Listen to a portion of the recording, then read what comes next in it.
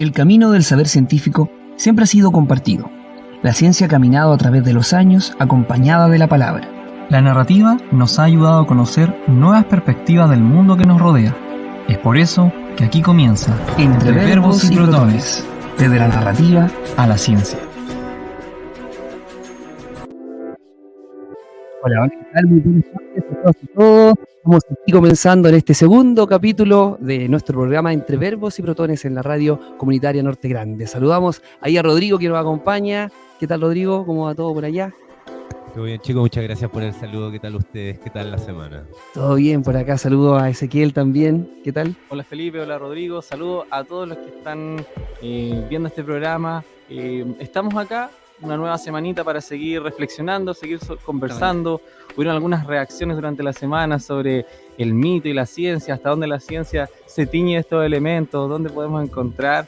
Así que informarles, contarles, desde ya lanzamos Instagram, estamos en TikTok también, nos pueden buscar como Entre Verbos y Protones. También pueden comenzar desde ya a seguir, si no lo hacen, a la radio comunitaria Norte Grande en sus plataformas de YouTube, Facebook, Instagram, donde podrán estar viendo este programa y otros más. Sí, agradecemos a toda la gente que se fue uniendo de a poco ahí a las redes sociales.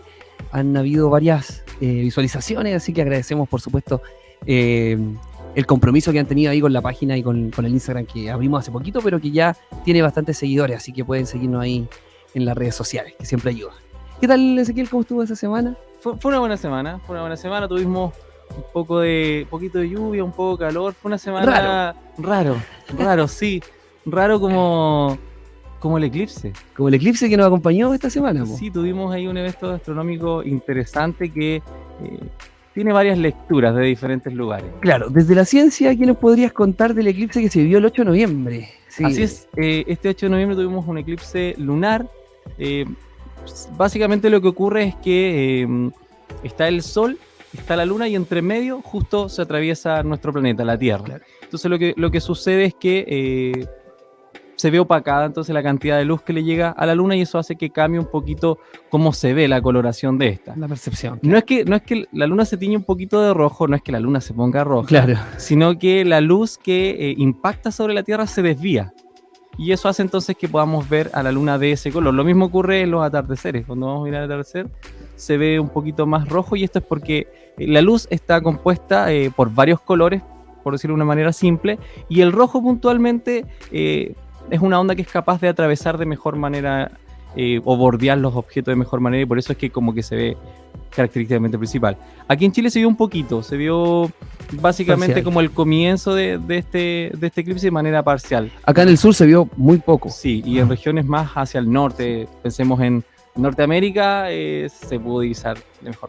Sí, traté de verlo, no se vio mucho, la verdad, estuvo complicado acá en el sur, de hecho esa noche estuvo particularmente nubosa, había mucha nubosidad, no se permitió ver. Pero bueno, ese es el fenómeno también que algunos conocen como luna de sangre, luna roja, ¿sí? Claro, pero como decía aquí Ezequiel, no es que la luna se tiña de ese color, sino que es solo una percepción, que es justamente lo que nosotros estamos hablando, ¿no? Cómo percibimos la ciencia, cómo percibimos también la narrativa y cómo vamos uniendo estos relatos. Desde el sentido más energético, podríamos decir, igual hay otras lecturas. Claro que sí. Sí. Desde la renovación de la energía, desde los rituales que se hicieron también a partir de esta luna de sangre, como la han denominado popularmente, pedirle a ustedes que nos siguen ahí en redes sociales qué rituales hicieron, si es que hicieron alguno, y cómo vivieron, si lograron percibirla, si lograron poder verla un poco, y qué rituales pudieron hacer para esta luna de sangre. ¿En tu caso, algo, Ezequiel?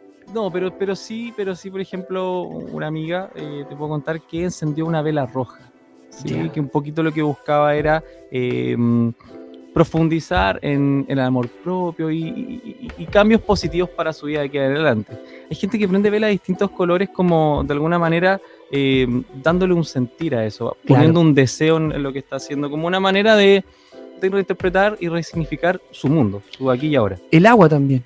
Vi que había como gente que ponía un vasito de agua en la pieza, que generalmente lo hacen igual comúnmente, pero particularmente ese día hizo esa renovación de agua para renovar esta energía. El agua como símbolo también de pureza, de limpieza, de transformación, de cambio, claro.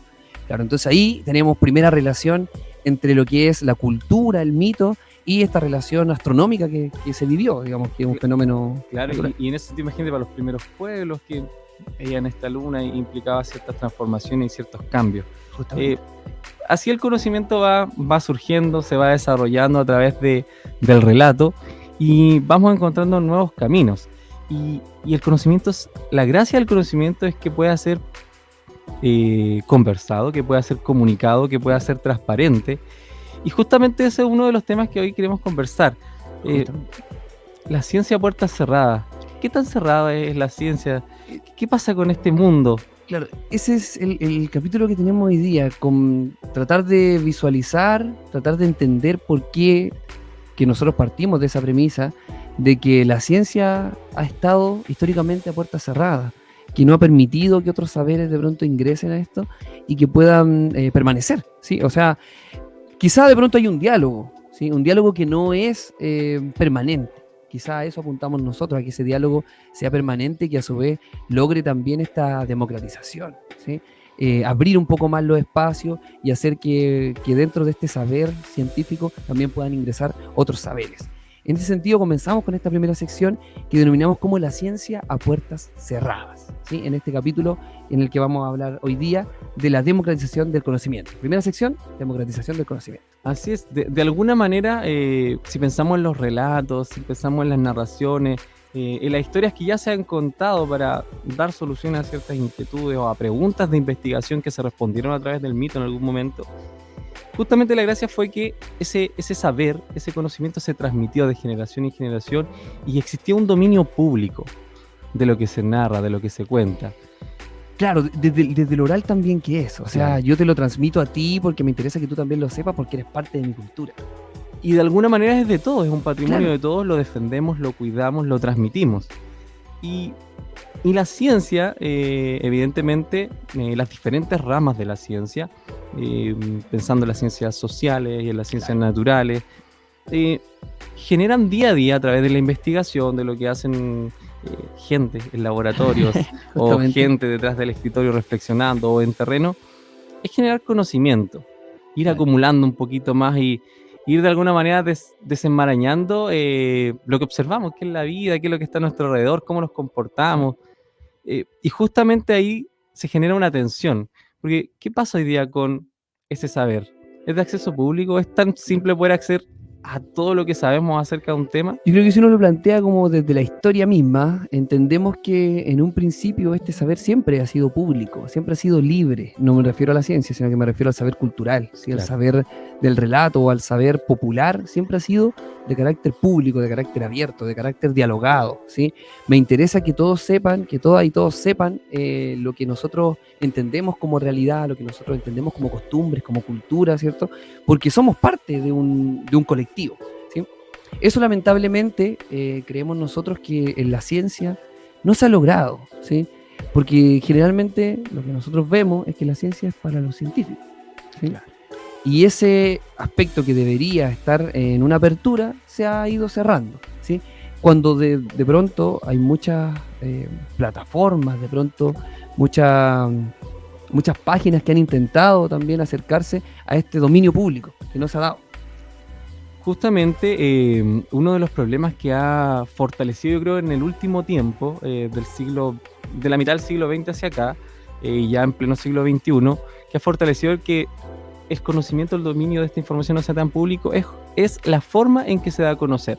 Los científicos realizan sus investigaciones, llegan a conclusiones y luego las publican. Así como quien de nosotros publica una historia en Instagram o una nota. Una nota sí, que ahora. Sí, se puso, yo no lo he usado. ¿Tú la lo actualización usaste? de Instagram, sí, una nota pregunté. ¿Cuántos van a ver el capítulo de hoy? Pregunté. Rodrigo, Pongo puras estupideces. Pues, No lo puedo evitar. Está para eso, creo yo. ¿Qué te parece la actualización, Rodrigo? Ridícula, innecesaria quizás. Lo veo como muy random, gratuito, no le veo un uso efectivo, pero bueno, la gente lo está usando. Lo está usando. De manera como se le plazca. Vendió. Yo lo estoy ocupando para cosas burdas. Hay otros que lo hacen como para un tema más serio, como hacer consultas, por ejemplo. Claro, por ejemplo, sí. Muy parecido a lo que hacía Messenger en algún momento, con los estados de Messenger. Messenger. Se nos Alcanzamos cayó a el usar, carnet. somos Sí, Messenger con los zumbidos. los Con los zombies, me encanta zumbidos, la sí. música. Entonces, así como publicamos cosas en diferentes sitios que tienen su propio formato, los científicos tienen un formato en el que publican las cosas que se conocen como artículos científicos, o como nos gusta a nosotros acá en Chile, papers. Los papers, claro. Sí, Acostumbrados también a utilizar palabras de anglosajonas. anglosajonas, Sí, claro. estamos permeados por esa cultura. Sí, Y desde el los punto neologismos. principal, claro, y el punto principal de las publicaciones en revistas científicas es que muchas, y las más importantes, las que tienen mayor índice de impacto, son pagadas. O sea, si yo quiero acceder a ese contenido, tengo que pagar por él. Tengo que suscribirme, como que se suscribe a Netflix, Claro. a HBO Max, ¿cierto? A Amazon, claro. A Amazon. Entonces, ahí se genera una tensión porque mucha de la investigación que se hace, no solo en nuestro país, es financiada con fondos públicos. Justamente. Sí, Desde proyectos que se arman y proyectos Claro, que postulan entonces- y bueno. exacto. Entonces, ¿qué pasa con el conocimiento que se genera a través del financiamiento público, que luego es publicado en una revista en el que todos y todas no tenemos acceso directo? Claro. Si bien las bibliotecas nacionales, si bien ciertos centros de investigación hacen esfuerzos porque podamos acceder al contenido, cuando por ejemplo uno entra a la universidad, tienes opciones de ingresar a ciertas revistas, pero aún así hay contenido que sí o sí no es de dominio público. Y entramos de nuevo quizás haciendo el guiño al capítulo anterior, en el sentido también de yo le hablo solo a la gente que entiende mi lenguaje, ¿sí? Claro. O sea, voy a hablar de ciencia solo a científicos, ¿sí? Porque nadie más va a entender mi lenguaje. Entonces hay un poco también de egocentrismo ahí. Es como, no le voy a hablar a la gente que no entiende porque no lo va a entender, ¿sí? O sea, tampoco tenemos o tampoco hacemos el ejercicio de poder utilizar un lenguaje que llegue a todas y todos. Claro, que sea más sencillo, entendible. Porque justamente las revistas científicas están pensadas como para científicos, ¿cierto? Ahí nacen. Entonces se genera este problema porque si bien hay revistas que se llaman de Open Access, de acceso libre, Claro. muchas de esas revistas, sigo con los Sí, está sigo los bien, modismos con anglosajones, los atrapado. préstamos lingüísticos. Soy preso de aquello. Oye, y mucho de estas revistas que intentan hacer algo distinto no tienen nivel de impacto Claro. que podría tener, por ejemplo, revistas como Elsevier o Science Direct, Nature, otras revistas que son súper importantes. Entonces, también pasa algo ahí en el juego de los científicos que tiene que ver un poquito con los egos también, Claro. pero también con la importancia de publicar en ciertos lugares. O sea, no es lo mismo que yo publique algo en TikTok, que es mucho más viral, o en el grupo de mis tías, por ejemplo. Claro. En WhatsApp. Es que ahí entramos también en esa misma dinámica. Quizás si la ciencia se publicara en TikTok, o quizás si la ciencia se publicara en Instagram, a lo mejor tendría mucho más alcance y sería mucho más sociabilizada, mucho más Claro, compartida, y a su vez al volverse viral también sería de interés público, ¿sí? Y justamente en esta dinámica de generar el dominio público y de que sea más abierto, como siempre hay movimientos que Claro. intentan democratizar el Desde lo conocimiento. contestatario. digamos. Desde lo contestatario, sí. Y tenemos el caso de ResearchGate, que es una plataforma en la que investigadores se hacen una cuenta, funciona una especie de Facebook de investigadores. Claro, sí. Perfiles que van Perfiles, construyendo. y lo sí. que hacen los investigadores es, yo publiqué en tal lugar, luego tomo mi publicación y la subo a este sitio. Claro. Y es de libre acceso. O otras mucho más contestatarias que están ahí, radican quizá en un límite de qué tan aceptable o no puede Claro. ser, que es SciHub. Y que fue un caso también, Que fue un caso. que fue perseguido. El que Sevier los fue- demandó, de hecho una gran revista los demandó a SciHub, le cerraron en primera instancia El dominio, el claro. dominio, pero comenzó a usar otros tipos de dominio espejo localizados en Rusia y sigue funcionando hasta el día de hoy. Es que claro, de pronto ahí es donde... ¿Qué tan delito puede ser democratizar el conocimiento, digamos? Es la Robin Hood. es la ¿no? Robin Hood, claro, la Robin Hood del Esta conocimiento, plataforma, claro. Y vamos, claro, cuando hablamos acá de democratizar la ciencia, vamos incluso más allá, democratizar el conocimiento. Hablamos acá en esta primera parte del programa de democratizar el conocimiento. Que hay una plataforma que se llama Oye Juanjo, así de simple, que democratiza libros, democratiza cursos gratuitos, democratiza tutoriales de pronto, y es mucho material. Y me pasa que de pronto busco en Oye Juanjo recursos, materiales, que hay de todo, pero hay de todo. Y sucede que en ocasiones Oye Juanjo está caída, curiosamente, ¿sí? Oye Juanjo hoy día no funciona, ¿sí? Pero otro día aparece de nuevo Oye Juanjo, que aparece como el ave fénix, siempre renaciendo desde la ceniza. Cuando ya está caída la página, aparece Oye Juanjo nuevamente. Entonces, a lo que voy es que de pronto esta democratización del conocimiento, que lo han hecho plataformas, que lo ha hecho gente, de pronto uno mismo que pueda compartir un material que uno tiene y que puede ser de ayuda para el resto, siento que en estos casos puede ser, claro, lo ven como un delito, pero democratizar para mí es como la clave de hoy. O sea, debemos democratizar el conocimiento de una u otra manera. Sí, porque el conocimiento finalmente es algo que se puede construir porque hay un sistema, una manera en que nos hemos organizado como sociedad que permite que otros y otras investiguen. Claro. O sea, si pueden investigar es porque nos hemos organizado de tal manera que toda esta dinámica social permite que ellos lo hagan. Por lo tanto, ahí hay un deber intrínseco en poder compartir aquello que se conoce, que se explora. Claro. Y el conocimiento genera más conocimiento. Entonces, al dialogar del conocimiento, al dialogar de los temas que ponemos en boga, aparece otro conocimiento y otra investigación y gente interesada, y así se democratiza, así se sociabiliza también. Y evidentemente, como en todo, siempre hay esfuerzos, por supuesto. Leí el otro día, a propósito de democratizar, la USAC, la Universidad de Santiago, decidió levantar una revista con las investigaciones que realizan los investigadores de dicha casa de estudios, pero lo interesante es que ellos decidieron publicar esto a través de redes sociales y en un lenguaje mucho más sencillo. Ah, justamente, sí, lo hablábamos el otro día. Sí, como decodificando un poquito el cómo hablan los científicos. Justamente porque eso es el otro problema, el problema del lenguaje. O sea, no entendemos mucho de pronto lo que habla una revista científica. Es que es un lenguaje súper complejo para gente como ya más común, incluyéndome completamente. Todos, claro.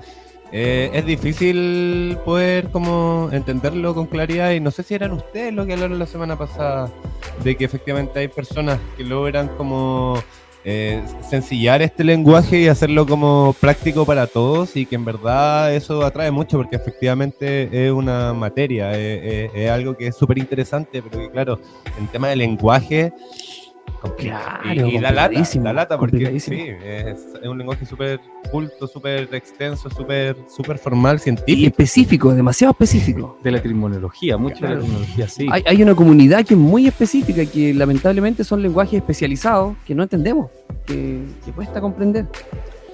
Entonces ahí tú encontrás como elementos que van a hacer un poquito un aporte.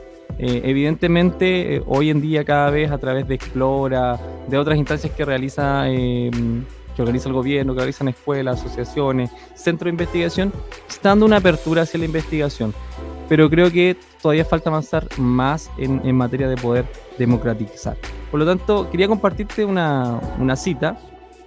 Democratizar el conocimiento no tiene que ver solo con promover el acceso abierto a los recursos de investigación, es mucho más que eso, sino que es también un modo de cómo nos hacemos de esa información y que fomente y promueva la participación ciudadana. Mira, muy importante, participación ciudadana. ¿Qué participación ciudadana va a existir cuando no entiendo un texto? ¿Sí? Y que lo vimos hace poco también. Si no leemos, si no entendemos lo que leemos, es bien difícil poder tener una participación ciudadana. Sí, es complicado. Entonces, ahí está, creo que la clave de democratizar, y cuando hablamos de democratizar el conocimiento, tiene que ver con poder entonces avanzar no solo en acceder a ese material, sino cómo como sociedad nos hacemos partícipes de ello. Justamente, entonces cuando hablamos de democratizar el conocimiento, vamos también a tener que hablar de lo que viene más adelante, que es la ciencia en todas partes, ¿sí? Terminamos así este primer bloque, la ciencia a puertas cerradas, y justamente hablando de estas prácticas contestatarias, nos vamos con este tema de Isleña Antumalén que se llama ñaña contestataria, aquí en Entre Verbos y Protones.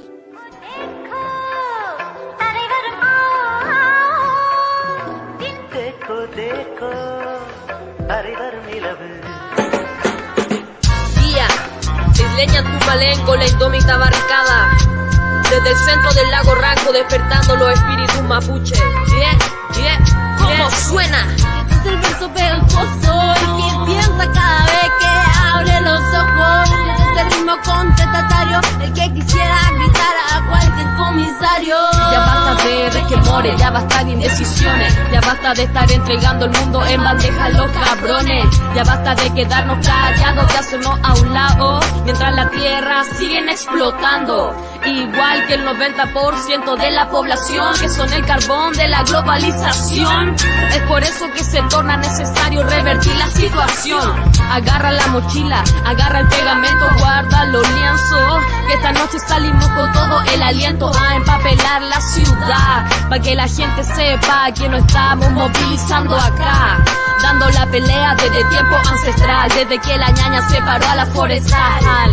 Ya, brava vine, y lucharé, resistiré con el Nehuen que me da los Puifique Cheyenne, como el agua del Trayenco, cayendo totalmente desatada contra la represa que la quiere encerrada. La cordillera se levanta omnipresente, más está siendo empotrada en 4 patas por el caballo nortino sediento de plata. Los vientos centroamericanos hay anfibios y aún tranquilos, porque todavía no quiebran sus alas por exceso de consumismo. La costa nortina por muchos odiada, por pocos amada, se hunde en el flagelo de la bolsa de comercio y las bellas mineras por ajenos instaladas. Y es el extractivismo que requiere el capital, y es el robo de recursos naturales en tu propia casa. Y es por eso que comienzo a mirar con destellos de felicidad cualquier molotov pa' pitearse una forestal. La tierra, ya, hermano, la tierra necesita respirar. Hermana, el agua tiene que fluir tranquila, o si no, cagao de sed nos vamos a quedar. Mulele, mapu, mule, ay, mapuche, Incayainta y nitrofilmo, Genkarakisuan. Otra vez, y este es el verso pegajoso en el que piensas cada vez que abres los ojos. Y este es el ritmo contestatario, el que quisiera gritar a cualquier comisario. Hace tiempo mi bisabuela me dijo: si no cuidas el lago que te vio crecer, terminarás como el Winca, pobre y sedienta de poder. Así que, señor mío, tómese un café, siéntese en la butaca, que tengo la AK-47 cargadita pa' devolverle la bala que le tiro el cabo Ramira Catrileo por la espalda. Su pegajoso, el que piensa cada vez que abre los ojos. Ese ritmo contestatario, el que quisiera gritar a cualquier comisario. Si ustedes pensaban que nos íbamos a quedar tranquilos, están equivocados, porque los mapuches venimos terrible detonados de 1000 años de existencia, y ustedes pensaban que nos íbamos a ir tan rápido. Y no es casualidad que el mayor contingente policial se vaya para la Araucanía, y que por ley antiterrorista nos pasen derechito pa' la cana. Y es que el Estado se mira al espejo y le baja toda la inseguridad. Se siente tan frágil porque de a poco se le van cayendo todos sus montajes. Podría darme hasta pena, pero recuerdo que por culpa de él sobre mi pueblo pesan pesadas cadenas. Este es el verso pegajoso, el que piensa cada vez que abre los ojos. Este ritmo contestatario, el que quisiera gritar a cualquier comisario. Pero con la lamiencita estamos vivaracha, tenemos el hacha dispuesta para romperla. ¿Y qué pasa? Todas esas cadenas de hace años instaladas. Este es el verso pegajoso, el que piensa cada vez que abre los ojos. Este es el ritmo contestatario, el que quisiera gritar a cualquier comisario.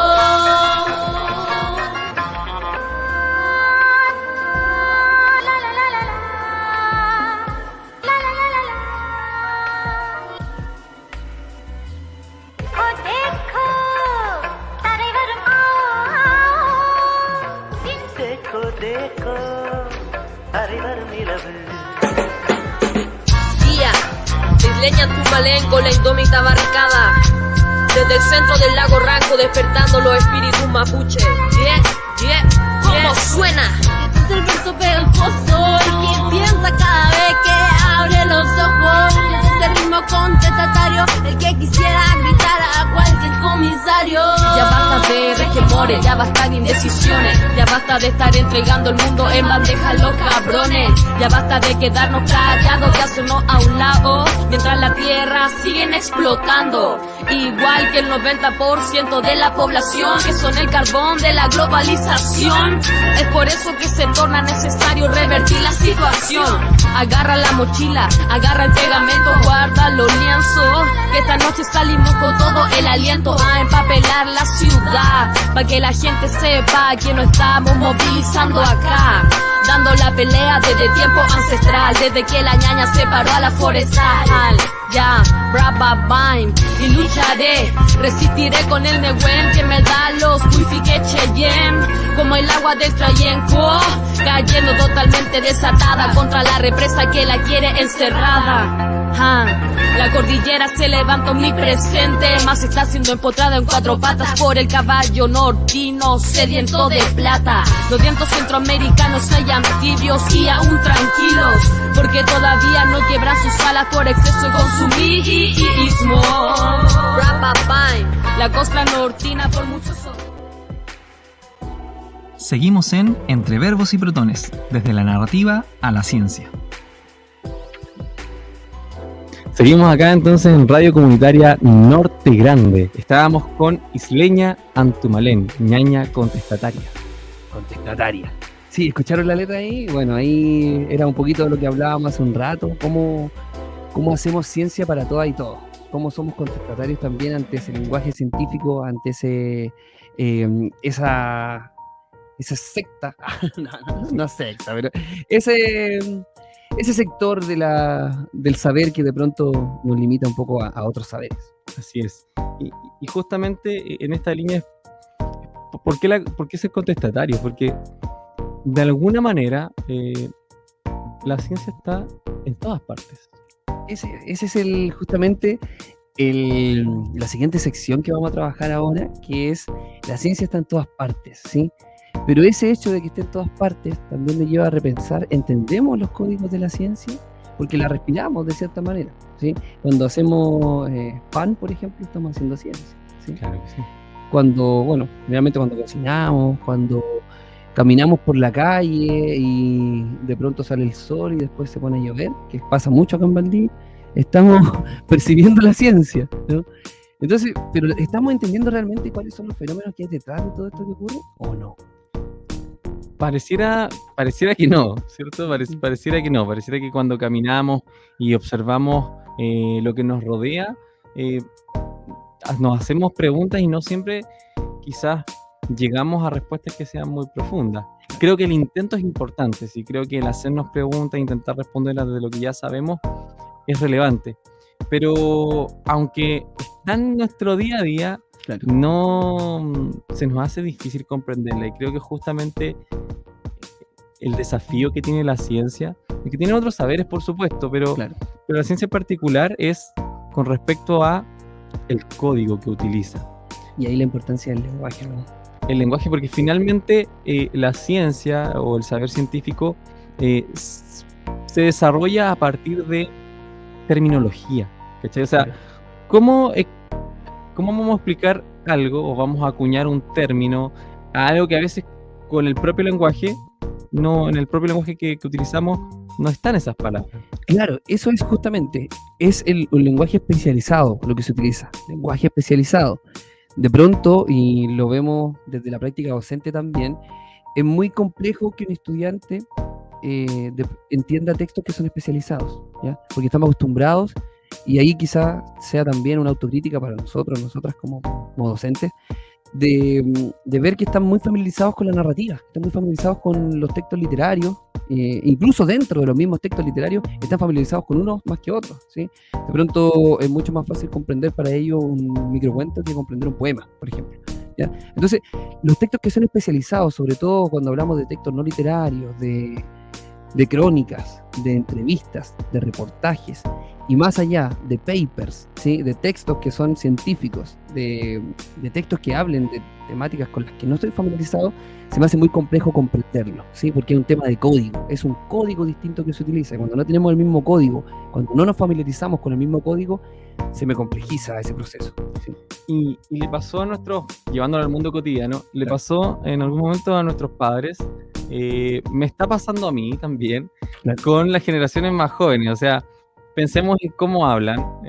Yo hasta hace, no sé, unos par de años atrás, no decía emoji. Claro, no. Decía emoticón. Emoticón, ese era como... ¿Tú qué usabas, Rodrigo? ¿Emoticón? ¿Emoji? No, emoticón. Emoticón. Emoticón. El Messenger, sí, era el emoticón. Los emoticones. Hasta que me dijeron... claro, Sí, hasta que me dijeron, K9. Lele era uno con los... El 77, K9 que era como 77, aburrido. 77 enojado, claro. Ahí estaban todos esos términos. Y si nos damos cuenta, en algún momento nos tuvimos que actualizar y aprender un poquito el nuevo código imperante. Y ahí es donde nos damos cuenta también que la comunidad se siente excluida, ¿no? Claro. Yo igual me he sentido excluido. Yo creo que muchos de nosotras y nosotros nos hemos sentido excluidos en algún momento de estas comunidades digitales, porque su lenguaje, el código cambia. A mí me pasa mucho antes, sobre todo antes, que cuando vivía en Santiago era más gamer, mucho más gamer, a un nivel que ahora lo abandoné por completo, no lo extraño. Pero claro, salían con unos términos que jamás en mi vida había escuchado y tenía que preguntar y me decían, qué viejo. Pero no entiendes. Porque hay muchos términos que de repente no entendí y incluso es como para hablar sobre cosas de redes sociales, no sé, el stalkear o cosas así. Vaya aprendiendo de a poco. El UGU, que no sé para qué se utiliza así. El UGU lo ocupo porque es una carita. Claro, El UGU es una carita. Claro. Es como una carita tierna, es como kawaii. Claro. Pero claro, el ghostear, hay muchos términos que van justamente apareciendo y no tenía idea, tenés que preguntar, entonces termina con cara. Pero ¿cómo no vas a saber qué es eso? A mí una vez me dijeron, pero ¿cómo no sabés? Sí. Dije, pero ¿qué edad tenés tú? 22. Por eso no sé. Ahora, sin embargo, si se dan cuenta, hemos ido aprendiendo sobre estos nuevos códigos y creo que justamente hemos podido entender el código porque es muy usado, porque está entre medio de nosotros. Y creo que lo que pasa de repente con la ciencia y por qué nos cuesta un poquito más, porque aunque los fenómenos están ocurriendo aquí y ahora en el día a día, esos códigos, esa forma de hablar de la ciencia no es común. No está aquí con nosotros. Están cerrados. Entonces, claro, yo me tengo que adaptar a estos nuevos términos porque lo estoy viviendo día a día. Lo estoy observando en las redes sociales, entonces, por una necesidad, ¿sí? Pero la ciencia, al parecer, dentro de sus códigos, su lenguaje, como no está socializado, como no está siendo compartido, no es una necesidad aprender esos códigos. ¿Sí? Pienso cuando fui a estudiar la licenciatura en ciencia, claro, me fui familiarizando poco a poco con una forma de pensar, una forma de hacer las cosas, una manera de responder, porque también para mí era muy común. O sea, estabas en las clases todo el día, estabas haciendo trabajo, estabas con los profesores, y uno se va formando un poco en esa dinámica. Pero claro, para personas que no están familiarizadas o que no deciden estudiar una carrera científica, les va a ser más difícil. Por eso ahí está la clave de cómo democratizamos el conocimiento para que la ciudadanía pueda ser partícipe también de él y cómo al mismo tiempo decodificamos a la ciencia. Y en un sentido más pedagógico, porque generalmente incluso en una práctica diaria, sacando la profesión en sí, uno está constantemente tratando de que otros aprendan, tratando de comprender a otros, tratando de aprender del otro, ¿sí? Entonces en este diálogo que tiende a ser siempre pedagógico, yo creo que los diálogos en sí siempre son pedagógicos, más allá de todo, siempre generan un aprendizaje.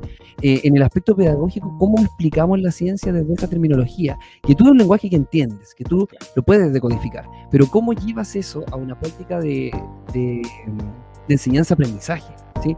¿Cómo logramos que ese lenguaje que tú estás utilizando, muy especializado, llegue a un estudiante que está utilizando este lenguaje que nosotros no conocíamos en redes sociales, por ejemplo?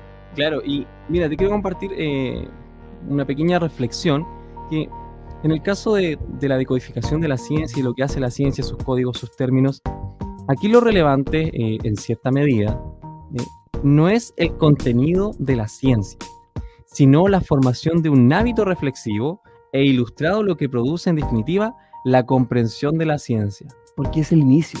O sea, si el todo parte desde una reflexión, desde una observación, desde un interés, ¿sí? Y si no tengo ese interés, claramente no me va a importar. De hecho, quiero contarte un cuento de Cristian Ursúa, que se escribió por allá por el 2010. Había un científico, por supuesto este científico tiene familia. Este científico come, hace su vida diaria, ve películas, ve series. Tiene vida. Tiene vida. Como lo que no tenemos nosotros. No, no, como los científicos asiáticos, los japoneses, esos son heavy, porque como pareciera que duermen Desde las comunidades japonesas. Claro, duermen parece en los laboratorios porque Las publican. Pero volviendo a este científico, estaba un día en su casa trabajando, escribiendo un artículo científico, papers. Claro, un paper. Y lo estaba escribiendo y entró su hijo pequeño, al escritorio. Entonces él se sintió un poco, le interrumpió su momento de inspiración trabajo, científica. claro, de inspiración científica, y vio que el niño quería jugar, quería solo jugar. Entonces le dijo, hijo, mira, te tengo un juego. Pescó un mapa que tenía ahí, porque él estaba trabajando sobre cartografía, geografía. Entonces era como el nicho que él estaba trabajando. Pescó el mapa del mundo en este caso y lo rompió literal en varias partes. Le dijo, hijo, toma, reconstruye este rompecabezas. Y resulta que el hijo estaba frente al papá mientras él estaba rompiendo este mapa. Claro. El niño se lo llevó a la sala y comenzó a armarlo. Como a los 10 minutos vuelve. El papá pensó, dijo, aquí lo voy a tener. Claro, 2 horas. Y vuelve. Papá, lo armé. Y vio que estaba totalmente reconstruido, estaba súper bien hecho. Y le dijo, oye, pero ¿y cómo lo hiciste si tú eres chico, tienes todavía 6 años, no dominas todavía un mapa a la perfección? Claro. Y el niño le responde así, es que vi la foto del hombre que estaba atrás del mapa. Y justamente atrás del mapa, porque justo atrás del mapa lo había sacado una revista, justo atrás había una persona y dijo, y eso sí lo conozco. Entonces aquí es como para reflexionar un poco, claro, en torno a esta historia que le acabo de contar. Es muchas veces para desarrollar ciencia o para seguir avanzando y poder adentrarnos en este nicho que pareciera ser, necesitamos de repente un cambio de prisma, una mirada distinta. Y el niño reconstruyó este mapa no desde lo que sabía de cartografía, de geografía, sino lo que de él sabía de las personas. Del conocimiento del mundo. Descifró un conocimiento especializado asociando a su percepción del mundo. ¿Sí? Porque claro, de pronto, si estamos observando aquí esta cartografía, este mapa gigante, me imagino, es muy complejo para un niño lograr armarlo, pero dentro del lenguaje que él logró decodificar, que era lo otro que estaba atrás, logró entender también hacia dónde apunta todo esto, ¿sí? Logró reconstruir algo que le habían pedido. La petición era, reconstruye esto. Lo reconstruyó, lo logró, ¿cierto? Entonces, porque el lenguaje que él tenía lo conocía, ¿sí? Utilizó este lenguaje, utilizó este código. Entonces, quizás la ciencia apunte a eso, a utilizar un código familiar que yo conozca, que esté dentro de mi mundo, que esté dentro de mis conocimientos previos, para yo llegar y poder primero interesarme. Exacto. Entonces, ¿cómo vamos a comprender ciencia? Finalmente, sabemos que para comprender ciencia necesitamos ciertos pisos mínimos, ciertos saberes mínimos, pero nosotros no nacemos, cuando venimos al mundo, no somos una tabla rasa que no tiene nada de información y que somos cabezas que hay que echarle conocimiento y... Esa educación bancaria ya no existe, Claro, de no. depositar cosas. Sabemos que venimos ya con nuestros propios saberes, y nos vamos nutriendo y vamos reconstruyendo más a partir de eso. Justamente. Con esa reflexión, entonces, culminamos esta segunda sección, ¿cierto? Denominada como La ciencia está en todas partes. Nos vamos con este temita de Virgen Negra que se llama Cumbia Triste y Amanecer, 2 temitas que van pegados aquí en Entre Verbos y Protones, en la radio comunitaria Norte Grande.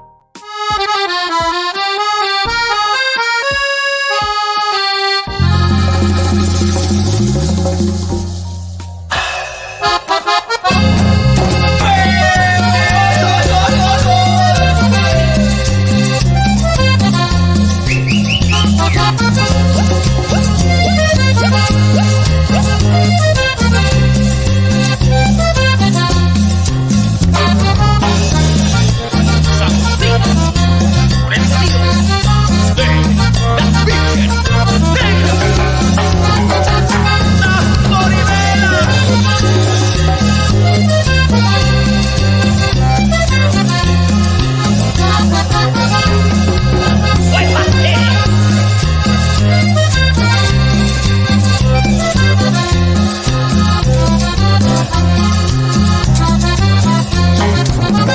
Cuando te recuerdo me pongo muy triste y esta cumbia dice que siempre te quiero.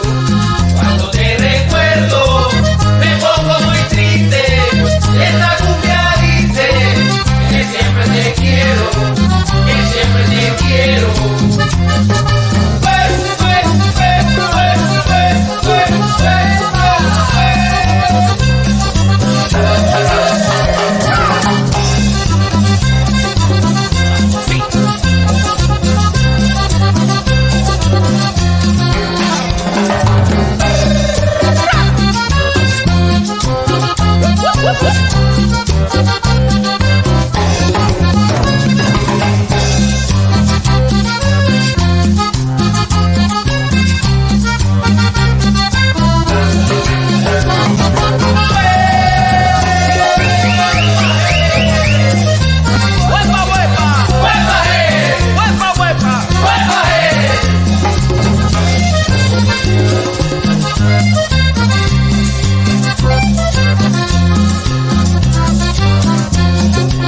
Cuando te recuerdo me pongo muy triste y esta cumbia dice que siempre te quiero.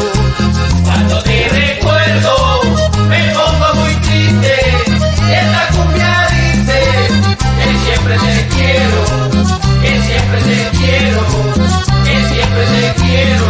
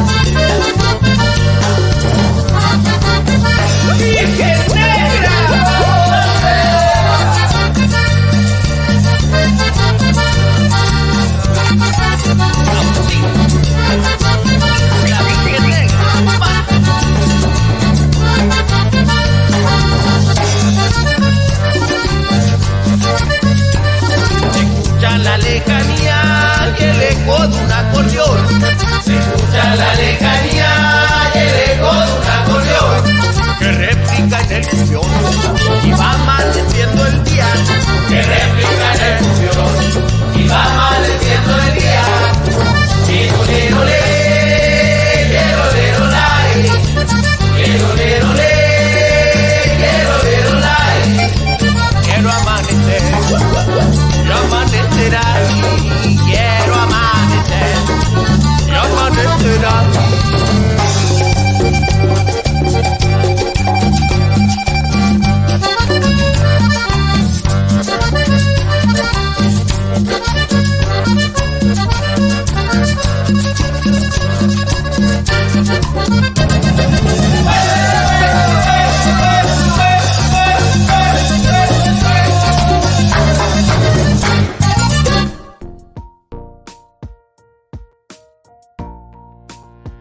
Seguimos en Entre Verbos y Protones, desde la narrativa a la ciencia. Eso era entonces Cumbia Triste de Virgen Negra. Seguimos acá por Radio Comunitaria Norte Grande y estamos en su programa Entre Verbos y Protones. Justamente hemos estado hablando durante este capítulo de cómo democratizar la ciencia. ¿Sí? Este capítulo que se llama La ciencia a puertas cerradas. Comenzamos democratizando el conocimiento. ¿Sí? La primera sección habló justamente de eso, de cómo nosotros buscamos caminos para poder llegar a esta democratización y que todo va de la mano con los códigos. ¿Sí? Después pasamos a lo que era la ciencia está en todas partes, que entendemos que respiramos ciencia, vivimos ciencia. ¿La comprendemos realmente? No sé si tanto, ¿sí? Pero sí que está la ciencia en todas partes. Y ahora en esta última sección queremos justamente hablar de lo que es la divulgación científica, que es un aspecto que nos ha interesado mucho, que quizás fue el primer diálogo en el que logramos incluso idear alguna propuesta de programa o propuesta de idea, porque fue como, oye, ¿sabes qué? Me gusta mucho la divulgación científica. Desde mi área que es más narrativa, más literaria, que incluso desde mi afición por la lectura del siglo XX, ¿sí? Por la lectura de la vanguardia literaria, por lo rupturista, por Camus y su onda más existencial, claro, esa es mi onda. Y después empecé a leer estos libros de divulgación científica que a lo mejor no tenían nada que ver con Camus, pero tú dices, oye, está interesante esto, está bueno, está bacán, porque entendía el código, porque era un código que se me hacía familiar. Sí. Justamente es entonces la divulgación científica lo que se ha acuñado como el nuevo paradigma. Justamente. El nuevo paradigma para poder decodificar los códigos justamente de la ciencia y también como una herramienta muy poderosa para democratizar el conocimiento, en este caso el saber científico. Claro, cómo nosotros familiarizamos o hacemos que la gente se familiarice con nuestros conceptos, con nuestras ideas, con lo que nosotros, la divulgación científica hecha por científicos, ¿sí?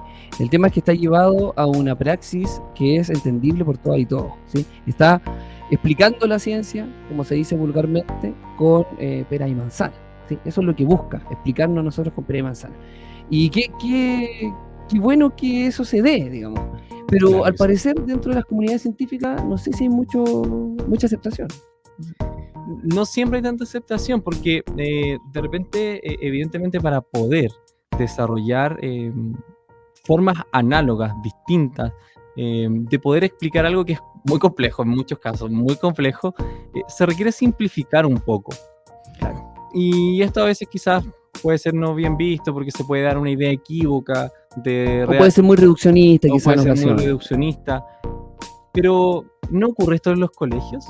Y en el currículum nacional que está determinado, ¿cierto?, por el ministerio, que determina qué deben aprender los chicos en los colegios. Yo pienso, cuando fui aprendiendo ciencia poco a poco en la escuela, me di cuenta que a medida que iba avanzando en los cursos, decía, oye, pero esto entonces no era como realmente me lo enseñaron, o hay más. Claro. Y es porque el gremio docente busca de alguna manera simplificar, reducir un poquito para que pueda ser entendible.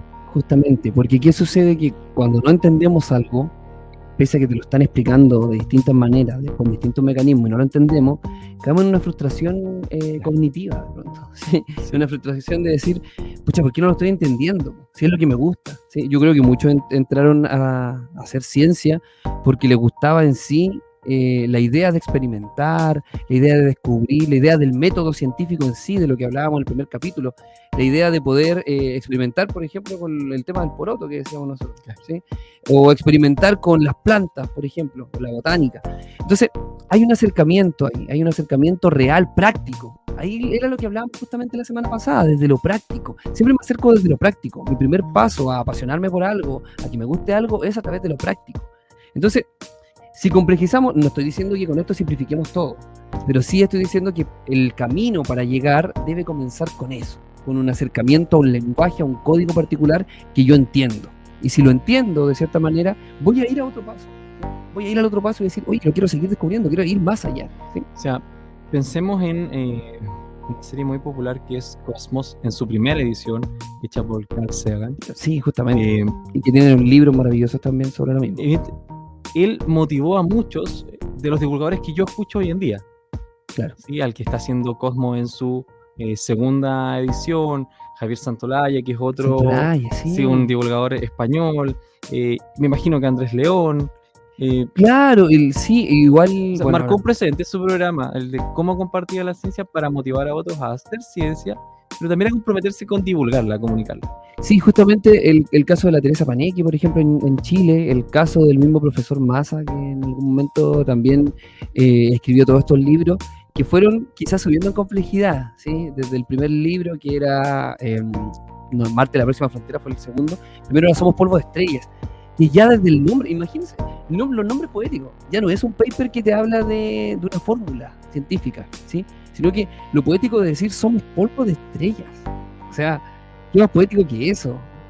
Y entender desde ahí, lograr decodificar un lenguaje a partir de la ciencia, wow. Ahí entramos también como en la discusión de los bestsellers, ¿sí? Porque fue un libro muy vendido, un libro que ganó muchos premios. Yo lo leí particularmente. Y es muy muy cercano, es muy fácil de leer en el sentido científico, ¿sí? Y de alguna manera, bueno, Massa es como el rockero, el rockstar Sí, de la ciencia en Chile particularmente. Interesante lo que mencionas de que han ido quizá aumentando su complejidad los libros Claro. que van escribiendo, y puede ser algo propio también como del ethos o de la base que tienen los divulgadores que hacen Claro. ciencia, que Pero lo que narrativamente- lleva al lector, igual, lo que lleva al Claro. lector como a ir subiendo de nivel, que igual es También, bueno claro. el proceso, digamos. Porque si mi primer libro, oye, fue interesante, fue muy cercano, me gustó. El segundo, ya le ponemos un poquito más de complejidad, pero sigo manteniendo el mismo código, ¿sí? Entonces, es eso, es como ir subiendo paso a paso, y que no es invasivo de ser el primer texto en el que ya te estoy hablando de fórmulas que no entiendo nada, ¿sí? Sino que es un acercamiento, y a su vez eso crea también un hábito de decir, oye, me gusta leer la ciencia. Y quizás después parta con un libro de Steve Hawking, por ejemplo. y comienza a leer, claro, blogs de ciencia y Claro, y quizás así me acerca a los papers también. así. El camino, Claro. el camino. Sí, justamente la divulgación científica creo que en este último tiempo está haciendo un trabajo importante por dar a conocer qué es lo que hacen los científicos, cómo lo hace la naturaleza de la ciencia, y de poder compartir aquellas preguntas que ya han sido respondidas de una manera mucho más sencilla. Y creo que justamente lo bueno de la divulgación científica para este momento que estamos viviendo es que ha ido de la mano de las redes sociales. O sea, yo muchos de los divulgadores que sigo los sigo por TikTok. Claro. Y sí, de hecho el caso de Teresa Panequi, que sube videos casi todos los días, en Instagram, que está ahora influencer, pero siempre se ha ligado al área científica. Ella sube videos todos los días sobre ciencia, ¿sí? Antecedentes, datitos, y ahí los va dejando como datos freak en algunos casos, y que son mucho más cercanos a nuestra realidad. O sea, al subir un video de 30 segundos que te habla de ciencia, a leer un paper de 25 páginas en una revista científica, es muy distinto. Que además suelen estar en inglés. Claro, con una entrada en inglés, la mayoría está en inglés, ese otro, el En código. el caso de la ciencia, no en general, en las ciencias naturales, sociales, vas a encontrar las revistas más prestigiosas. Están Claro, desde el Inglés. abstract y todo en inglés. Entonces ahí también hay un tema de cómo decodificamos eso, ¿sí? Y de cómo también cerramos eso para un determinado público, ¿no? O sea, tienes que aprender inglés para hacer ciencia. No, claro, claramente no. evidentemente si te quieres dedicar va a ser una herramienta necesaria, pero una herramienta necesaria como en diferentes campos, porque finalmente lo que prima ahí es cómo nos comunicamos con otros que Claro, no son de nuestro claro. país, que no dominan nuestro idioma. Y desde Entonces, las bibliografías que están también en ese idioma. Pero me refiero a que no es estrictamente necesario solamente eso, digamos. Claro, sí, exacto, no es más limitante. Entonces, la divulgación científica creo que abre un espacio para poder desarrollar una mejor comunicación entre, en este caso, lo que hacen los científicos, lo que hacen los académicos, y nosotros que andamos a pie, que andamos en el día a día, que a lo mejor no queremos necesariamente entrar a ese mundo, Claro. pero sí queremos saber por qué se calienta nuestra agua, Claro. qué hay detrás, por qué los ventiladores, por ejemplo, nos dan esa sensación de enfriar nuestro cuerpo. Que Que miren, esa la explicación es un poquito, puede ser contradictoria, porque los ventiladores lo que hacen realmente es calentar el aire que está aquí en nuestro medio ambiente. Al elevar nuestra temperatura, eso hace entonces que tengamos una mejor manera, un mejor mecanismo de poder enfriarnos. ¿Sí? Claro, No, o sea, no es como el efecto contrario. Sí, no es que en realidad enfríen el aire, sino que lo calientan y eso mejora la evaporación de nuestra agua y por lo tanto nos sentimos más frescos. De nuestra agua que es sudor en realidad. Claro, ese es un dato freak de nuestro programa. Así que ya saben, los microondas, o sea, los ventiladores en pequeña escala aumentan la temperatura. Buenísimo. Oye, sé que me quedé pensando, no sé si ni siquiera me acuerdo del nombre del programa, porque yo creo que éramos bastante pequeños cuando existía, pero era un personaje con un traje de científico medio loco y tenía no era una marioneta, pero era un personaje disfrazado de como un monstruo, no sé si era como un ratón o algo, y hablaban de ciencia. ¿Sabes? Ahí hay un acercamiento. Pero uno lo ve ahora, porque te digo, en un programa yo creo que yo tenía 6, 5, chiquito. Y un programa de ese estilo, que era para niños, efectivamente, era un programa más para niños, para jóvenes, para explicar de una manera más interesante y divertida la ciencia, con todas las herramientas que existen ahora audiovisuales como Instagram, TikTok, que son redes sociales que van más en lo que es la divulgación de videos, como para tener mayor alcance. Podría replantearse un programa de ese estilo, de este tipo, que te lo juro, la próxima semana va a llegar con el nombre y lo vamos a comentar, porque yo sé que se los voy a mostrar después acá tras bambalinas y probablemente sí lo hayan visto. Sí. Se puede hacer algo mismo y efectivamente existen muchos Instagram que muestran documentales en un minuto, por ejemplo, van mostrando muchos temas de divulgación científica con un idioma, con un código más sencillo. Y bueno, el hecho de que ya tenga un apoyo visual también es súper interesante. Eso es lo otro, ¿cierto? El apoyo visual, porque otro código, y ahí tenemos otro código que también se nos hace familiar, ¿sí? El poder ver, el poder escuchar, el poder entender lo que estamos viendo, ¿sí? Entonces, claro, quizás estos acercamientos que se han dado a través de la narrativa principalmente, desde lo poético también, de los nombres, por ejemplo, el hablar de la ciencia pop de Gabriel León, ¿cierto? Es darle otro sentido a la ciencia, ¿sí? Porque es la ciencia pop, o sea, ya desde una cultura popular, ¿sí? De hablar de una cultura popular como si la ciencia estuviera dentro de todo, ¿sí? Es popularizar la ciencia, y eso es lo que no se ha hecho. Entonces, la ciencia pop ya es un nombre que vende, de partida, ¿sí? Si lo vemos desde la venta, desde el bestseller, y ya entrar en su libro, que habla de la ciencia pop, es decir, oye, qué curioso, ¿sí? Como el dato que acabas de dar, ¿cierto? Que son datitos, a lo mejor son recolección de datos, recopilación de datos, pero que te llevan a un interés por preguntarte cosas, a un interés de decir, oye, pero en realidad a lo mejor nunca me han preguntado esto. Lo que tú dices siempre es como, ¿cómo se calienta el agua en el avión? Y me empiezo a preguntar, y en ese descubrimiento voy acercándome a teorías que son científicas. Y justamente es eso el poder que tiene la divulgación científica, en que al mismo tiempo que intenta democratizar el saber científico, decodificarlo, ocupa un elemento fundamental y que a nosotros nos motiva a hablar de esto, que es la narrativa. Justamente. Entonces, de la narrativa a la ciencia.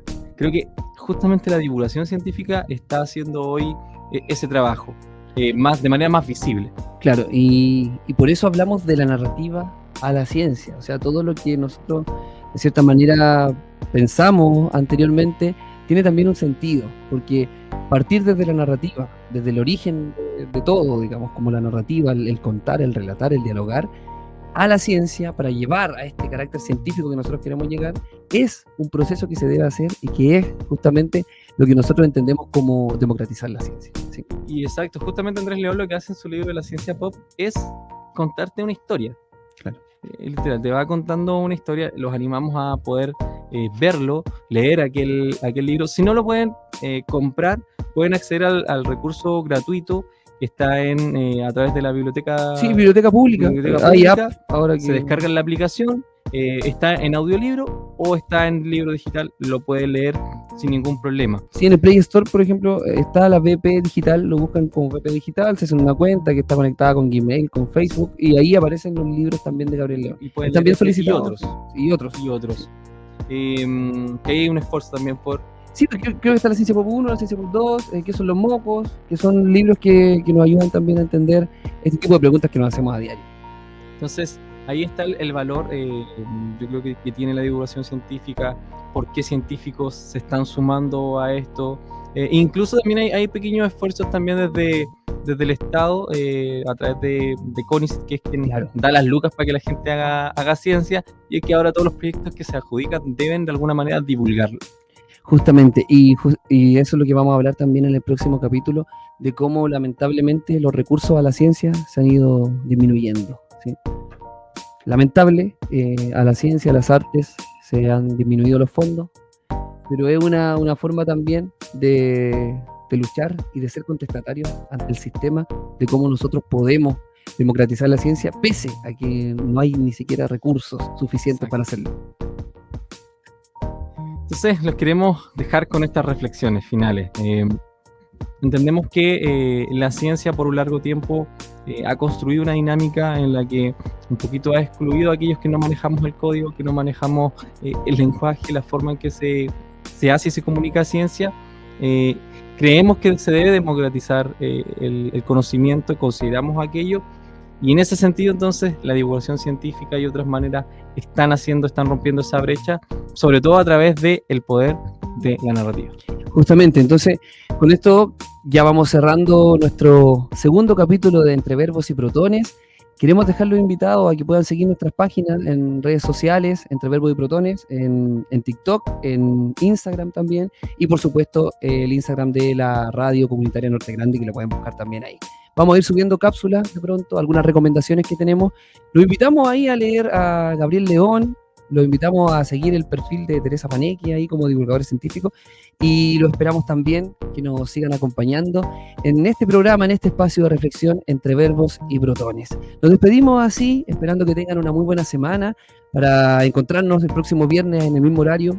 2 días estamos comenzando, así que ya vamos a tratar de fijar ese horario para que ustedes nos puedan seguir. Así que nos despedimos, que estén muy bien, y seguimos con esta música, esta canción que se llama Que tú no estés conmigo, de Rosin, Innecesaria, Oseto y Fresh Donuts. Nos vemos.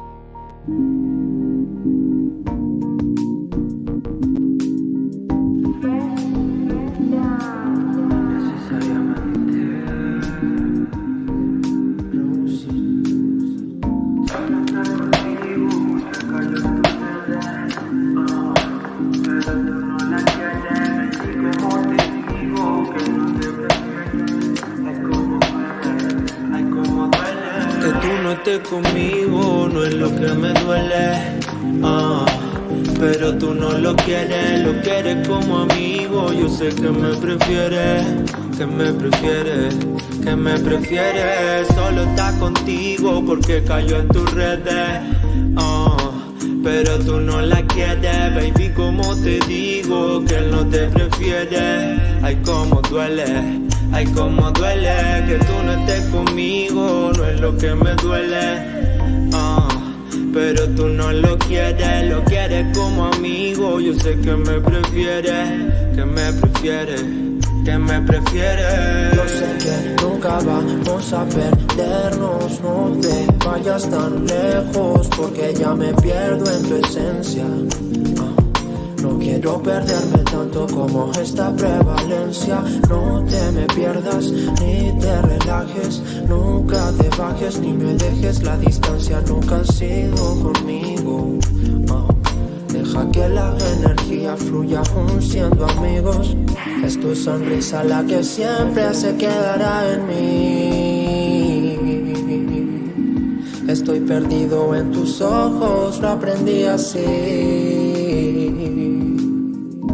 Y ahora que estás a una distancia ínfima de mí,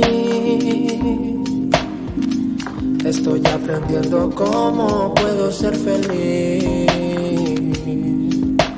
A veces llego a creer que yo soy el problema. El fuego siempre se me apaga y el agua se me quema. Guardo lo que me queda por si un día te falta. Mis cosas serán nuestras. Cuando quiera estar de vuelta, tú ya sabes mi respuesta. Por dentro cierra la puerta.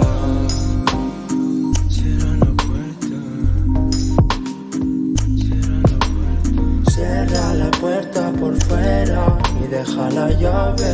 debajo de la alfombra veo tu sombra. Está lejos y cerca, ella me estorba para acercarme al calor de tu cuerpo. Quédate en el hogar que tú creas correcto. Wow, wow. Quédate en el hogar que tú creas correcto. Solo está contigo porque cayó en tu redes.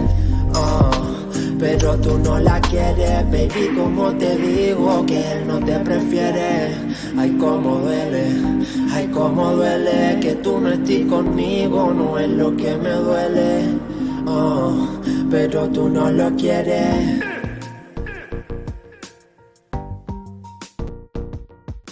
Porque sabemos que tus intereses apuntan a la narrativa y a la ciencia, dejamos a todas y todos invitados al siguiente capítulo de Entre Verbos y Protones. Se despiden los conductores de este espacio, Ezequiel Saldivia y Felipe Andrade.